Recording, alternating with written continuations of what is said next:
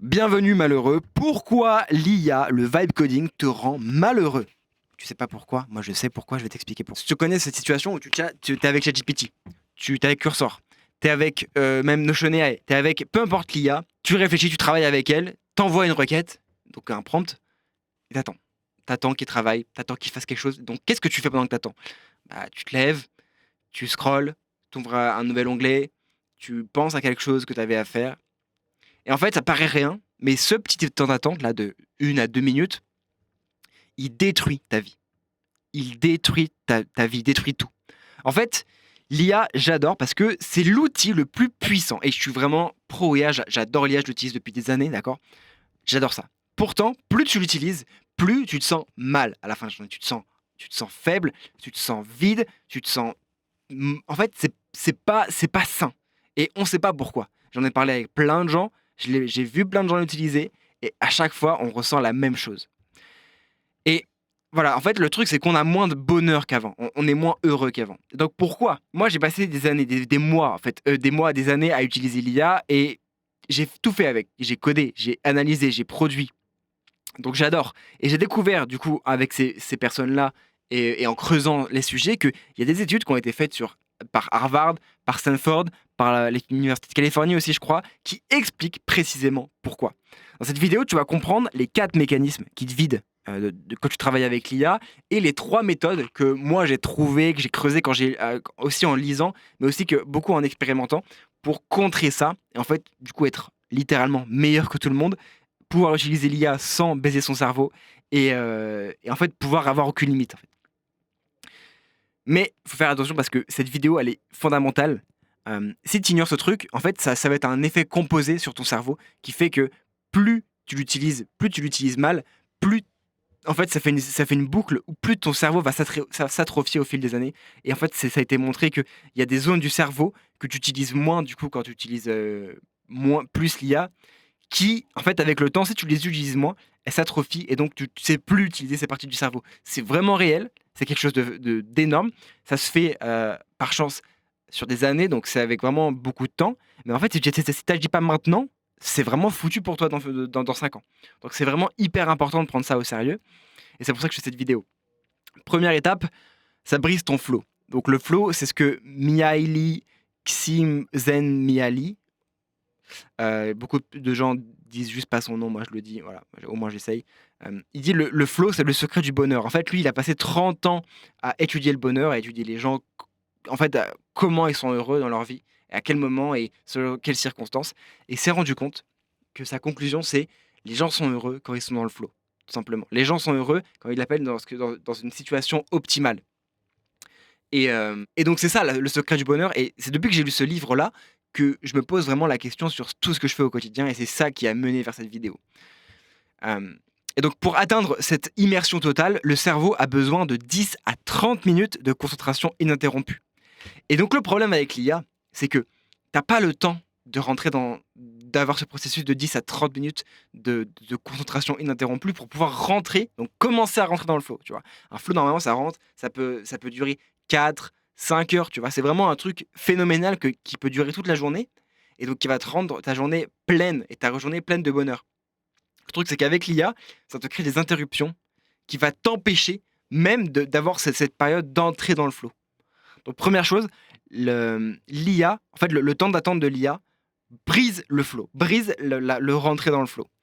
Et ces micro-pauses imposées par l'IA, du coup, brisent ce processus net avant même qu'il s'installe. Et du coup, on reste à la surface dans un état de semi-attention permanent.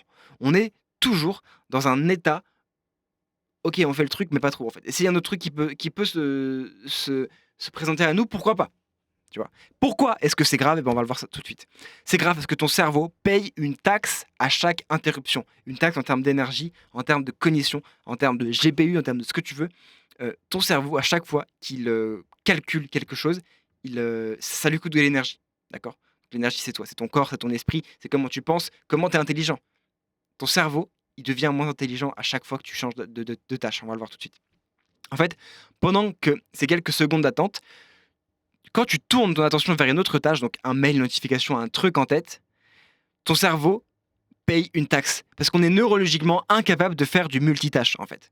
Il ne fait que zapper frénétiquement d'un sujet à l'autre, et chaque interruption exige que ton cerveau décharge le contexte de ton travail pour charger celui de la distraction. Ça, c'est hyper important. À chaque fois, imagine, tu es en train de coder, ok? Tu es sur Cursor, tu codes un truc. Le mec, il dit, ok, bah attends, l'agent est en train de travailler, donc il prend plein d'outils, il prend plein d'autres agents et tous les sous-agents. Très bien. Donc toi, tu es là, tu es devant ton ordi comme un con et t'attends. Tu regardes ce qu'il fait, tu lis ce qu'il fait, t'attends. Et du coup, là, tu penses, ah, peut-être j'ai peut-être des mails. Donc tu vas sur ton application mail. Et là, bam, catastrophe. Pourquoi? Parce que tu décharges tout ce que tu étais en train de faire, toute ta stratégie, tout ton plan, tout ce que tu imaginais faire plus tard, et même l'attente de ce que tu veux faire maintenant. Et tu vas charger un nouveau truc qui est par exemple le mail de Magali. Tu vois. Et ça, c'est terrible. Ça fait que ton cerveau, à chaque interruption, il décharge et recharge un nouveau truc. Gloria Mark, donc en Californie, a mesuré le coût exact d'une seule interruption. Et il faut en moyenne 23 minutes et 15 secondes pour retrouver le même niveau de concentration. Avec l'IA, tu subis des dizaines d'interruptions par jour. J'ai été gentil. En réalité, c'est vraiment, je pense, en fait, à chaque fois que tu utilises un prompt, donc je pense qu'on peut prompter, allez, on va dire 10 fois par 10 minutes, peut-être une fois par minute. Allez, on va être gentil, toutes les 20 minutes, d'accord? Donc ça fait 30 interruptions par heure. C'est une folie. Le fait qu'on même, tu vois, quand on met les choses en relation, ça prend sens. Donc une interruption, ça te nique 23 minutes. Donc ça te met 23 minutes pour pouvoir revenir dans un état de concentration. Et le flow, lui, arrive que entre 10 et 30 minutes de concentration. Donc en fait, non seulement t'es même pas concentré, non seulement t'es pas dans le flow, et en plus t'es même pas concentré. C'est quand même fou, c'est quand même fou. Et donc ça apporte ce concept-là hyper important qui est la pénalité du changement cognitif. À chaque micro-interruption, ça c'est pareil même dans ton entreprise, dans tous les trucs, dans tous les systèmes, dès qu'il y a une micro-interruption, c'est un coût énorme. Ça coûte de l'énergie mentale. Donc ça peut être aussi, par exemple dans un système monétaire, une interruption, ça coûte de l'argent. Multiplié par des dizaines de requêtes par jour, c'est beaucoup plus, c'est beaucoup plus. Cette friction te rend totalement léthargique, j'ose le dire. Cette friction mentale répétée par le travail lui-même te détruit. Pourquoi est-ce que ça empire? Pourquoi est-ce que le fait d'utiliser l'IA, ça va empirer avec le temps? Ça, on va le voir. Plus l'IA est forte, plus tu t'éteins. Il n'y a rien de plus dangereux que la facilité. Par Robert Greene dans Mastery. Le fait que l'IA soit très performante aggrave paradoxalement le problème. Bah ouais, regarde, imagine quand tu avais chez GPT-3, GPT-3.5, même GPT-4 au début, bah, tu lisais ce qu'il faisait en fait. Même tu pouvais lire en direct quand il écrivait. Donc tu perdais jamais vraiment la concentration. Aujourd'hui, non seulement c'est de la réflexion, donc il est en thinking tout le temps, en plus il prend des outils, il fait des recherches, etc. Donc peut-être que l'output est mieux, peut-être qu'il va faire plus d'actions sur ton PC, et du coup c'est beaucoup plus long. Tu as beaucoup plus d'interruptions tout le temps. Et en fait, une étude d'Harvard a montré que l'utilisation de GPT-4 par des consultants faisait que l'IA réduisait l'effort cognitif, donc ça réduisait la créativité sur des tâches complexes. Et donc en fait, quand ça fait le travail à notre place, on se déconnecte de l'effet profond. C'est un peu comme, par exemple, quand on est dans une voiture autonome, on se concentre plus sur la route. Donc le fait d'être un bon conducteur devient moins important. Donc on devient un conducteur de surface. Sauf que, ok, maintenant imagine que devenir un conducteur, c'est quelque chose qui est fondamental dans ta vie. Genre imagine ton travail, c'est un travail qui t'apporte ton accomplissement dans ta vie. Et bah, tu deviens quelqu'un qui fait ton travail de façon superficielle. Et là, la catastrophe. En fait, plus l'IA est forte, plus on peut lui déléguer, moins on rentre dans le truc. Sauf que c'est là où c'est catastrophique, c'est quand ce truc en question, et ben c'est quelque chose qui est notre raison de vivre. Quelque chose qui est notre goal, qui est notre objectif de vie. Tu vois. Donc on devient ce que Robert Greene appelle l'animal distrait, incapable de penser en profondeur, ce qui mène inévitablement à un sentiment de futilité et de dépression. Tu perds ton sens de vivre. Si tu deviens, allez, on va dire, je sais pas, ton objectif dans la vie, c'est d'être un très bon analyste, ok? Genre, t'adores les chiffres, ou même un poète, ok? Bah, tu peux faire de la poésie avec l'IA, très bien. Parce qu'à chaque fois, il faut réfléchir et tout. Il faut attendre que ça réfléchisse. Tu deviens un poète de surface. Et donc, ton objectif d'être un grand poète disparaît. Et donc, tu deviens juste rien. Tu n'as plus de goal, tu n'as plus d'objectif. C'est terrible. Et donc, ça apporte vraiment la dépression. Je pense vraiment que c'est corrélé avec la dépression. Et donc, c'est le concept de l'endormissement au volant. Plus l'IA est compétente. Mais donc, l'endormissement au volant, c'est C'est un contexte plus large, là je l'ai rattaché à l'IA, mais c'est beaucoup plus large, je te laisse aller voir par toi-même. Donc plus l'IA est compétente, moins tu es engagé, plus tu deviens passif, distrait et malheureux. Et à long terme, du coup, ça apporte de la dépression et surtout des regrets. Et ça, c'est un des grands combats de ma vie, c'est combattre les regrets. Comment faire pour avoir le moins de regrets possible dans sa vie? C'est terrible. Ça, c'est vraiment une grosse source de regrets. Donc le dernier pourquoi, c'est OK, très bien. Donc on a compris que, on a compris ce que ça fait, on a compris la taxe et on a compris que, ça apportait que plus l'IA que ça s'arrêtait jamais en fait. Plus l'IA était forte, plus, ça allait s'aggraver. Maintenant, je vais te dire pourquoi c'est inévitable et pourquoi, en fait, tu es pas du tout responsable de ça. Pourquoi, tout le monde est touché. Donc si tu penses que: «Ouais, moi, je suis pas touché», c'est faux. En fait, tout le monde est touché. Si tu sais pas si tes concurrents le sont touchés, en fait, de toute façon, tu vas savoir pour que tes concurrents aussi sont touchés et qu'en fait, si tu comprends ça, tu vas pouvoir vraiment avoir un avantage sur tout le monde, d'accord? Et en fait, comprendre que c'est vraiment littéralement ancré dans la nature humaine, tu vas comprendre. Ça ne fait en fait qu'exploiter une faiblesse humaine profonde. En fait, ces distractions, pendant que l'IA réfléchit, sont la manifestation de ce que l'écrivain Steven Pressfield nomme la résistance. Quand il a écrit son livre, je crois que c'était dans les années 80, il n'y avait pas d'IA, il n'y avait pas de truc comme ça. Pourtant, il trouvait vraiment un moyen. Il a écrit un livre là-dessus, sur le fait d'avoir de la résistance au travail. La résistance à avoir sur des tâches importantes pour nous. Par exemple, son objectif, c'est du coup d'écrire un super poème. Et ton esprit, il va faire tout ce qu'il est en son pouvoir pour ne pas faire cette tâche. Pourquoi? Parce qu'elle est terrifiante. Et il appelle ça, du coup, la résistance. Il y en a qui l'appellent le diable, il y en a tu peux donner le nom que tu veux. C'est vraiment quelque chose qui va t'attraper et qui va t'empêcher de faire ce qui est important. Ça, c'est dans la nature humaine. Ça touche tout le monde. Tous les artistes, toutes les personnes qui ont des ambitions, qui veulent vraiment s'accomplir dans leur vie, elles ont cette chose-là. Ça peut toucher n'importe quelle tâche. Même si, par exemple, tu as envie d'avoir une conversation difficile avec quelqu'un que tu aimes pour pouvoir aller mais encore plus avoir une vie encore mieux plus tard, tu auras cette résistance qui va dire: «Ouais, mais non, mais tu vas peut-être le vexer, tu auras peut-être pas les bons mots». Voilà, ça, c'est la résistance, d'accord?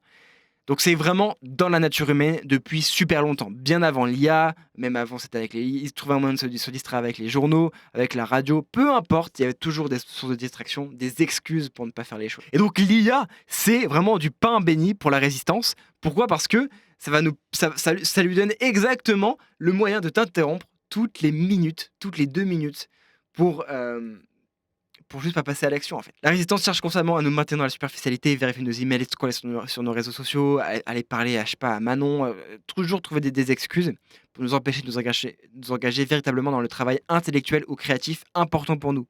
Et le vibe coding, c'est le terrain de jeu parfait de la résistance. Chaque attente de l'IA est une porte ouverte vers la dispersion. La résistance n'a même plus besoin de tenter, c'est le processus lui-même qui te livre à elle.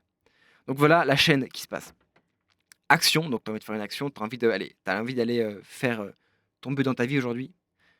Tu utilises l'IA, normal, tu as raison, mais du coup tu attends. Tu as une interruption, pénalité cognitive, donc là ton interruption, ça fait que tu vas faire autre chose, donc ton cerveau déjà, il est baisé, déjà dès le début. Tu t'endors, résistance, léthargie, malheur. Voilà ce qui voilà ce qui se passe. C'est même pas exagéré. OK, on va prendre un cas concret. Tu veux, faire un poème, donc tu utilises l'IA pour trouver les meilleures rimes possibles, tu as raison de faire ça. T'attends, il réfléchit, il va chercher sur internet, il va chercher les meilleures inspirations. Donc ça t'interrompt et là: «Ah! J'ai un email de maman, qui me demande d'aller remplir, un truc admin». Donc déjà ça te sort de ton poème, ça te rentre dans le truc administratif, donc pénalité cognitive, ça te prend de l'énergie, ça te prend de la créativité, ça te prend ton intelligence. Du coup après tu continues, tu reviens dessus, du coup, bah, en fait c'est un cercle vicieux, donc tu reviens sur ton poème, après tu reviens sur une autre distraction, machin. J'ai même vu un mec aujourd'hui, ce matin, j'ai vu un mec, il est en train de vibe coder, donc il fait une application. Il est en train de regarder une vidéo YouTube pendant qu'il code. Et ça, je suis sûr que la plupart des gens se reconnaissent là-dedans. Pendant que tu attends, tu sais pas quoi faire. Donc, qu'est-ce que tu fais? Tu te divertis. T'imagines la folie? Tu supprimes toute la créativité, toute la réflexion, toute la concentration nécessaire pour faire des grandes choses, comme ça. Donc, si c'est pas un mec, peu importe. Tu réponds à des messages. Donc, ça fait que ça crée un endormissement à long terme. Donc, ça rend dans la résistance à long terme, léthargie, malheur, regret. On peut même parler de regret. Le problème, c'est pas l'IA, c'est comment tu l'utilises. Qu'on soit clair, l'IA, c'est un outil génial. Ça me rend plus efficace, plus rapide dans les domaines où je suis pas expert, c'est vraiment super. Le problème, c'est que c'est pas d'utiliser l'IA, c'est d'utiliser l'IA sans protéger son attention. Donc en fait, sans avoir vu cette vidéo, littéralement. Cette vidéo est nécessaire pour ta vie. Cette vidéo est nécessaire pour pas que tu aies de regrets dans ta vie, littéralement. Et je sais que même il y en a peu qui vont la regarder, ceux qui vont pas la regarder, bah déjà ils sont foutus. Mais ceux qui vont le regarder, ils vont même pas l'appliquer.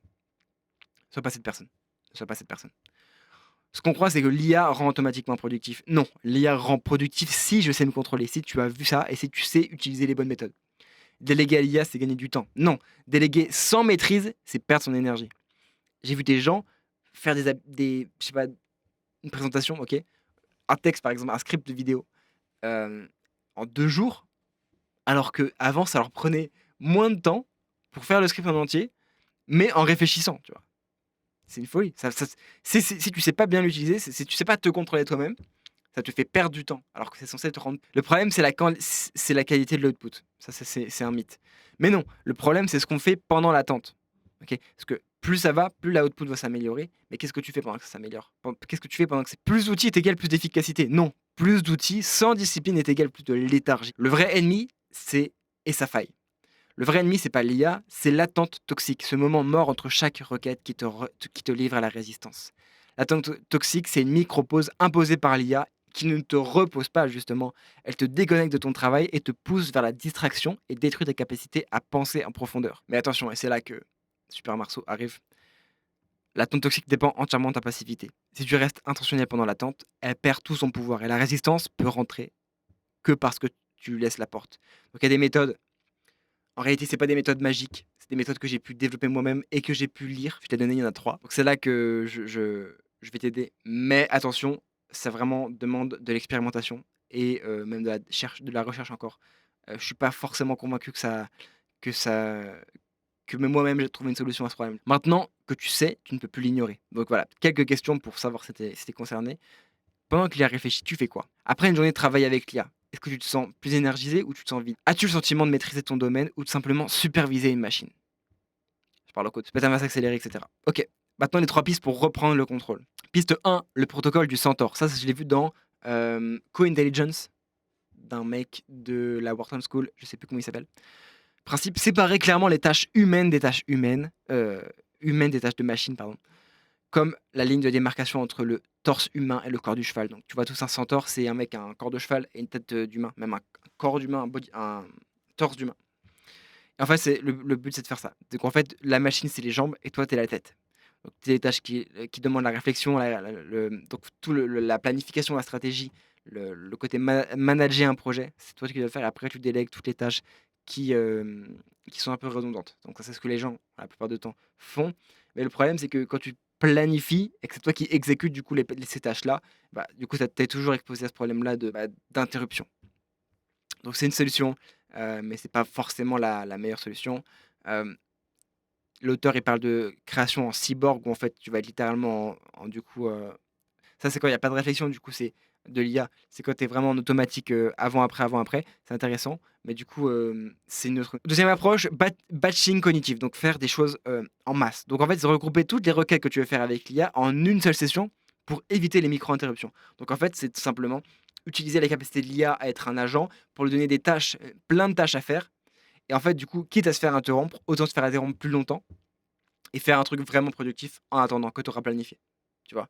Donc par exemple, tu travailles avec un vrai humain et bah, quand tu lui délègues quelque chose, tu vas pas attendre qu'il le fasse. Tu es pas bloqué, OK? Bah, là, c'est la même chose.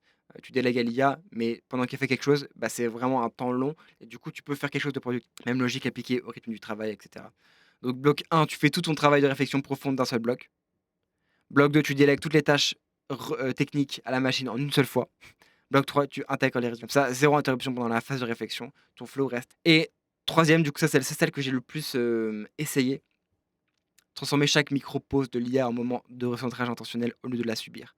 Donc en fait, ça va te permettre que toutes les interruptions que tu vas avoir, au lieu d'attendre le résultat, ça, ça va être une opportunité de te dire, ok, de réfléchir toi-même dans ta tête et de dire, ok, est-ce que ce que je fais, c'est bien?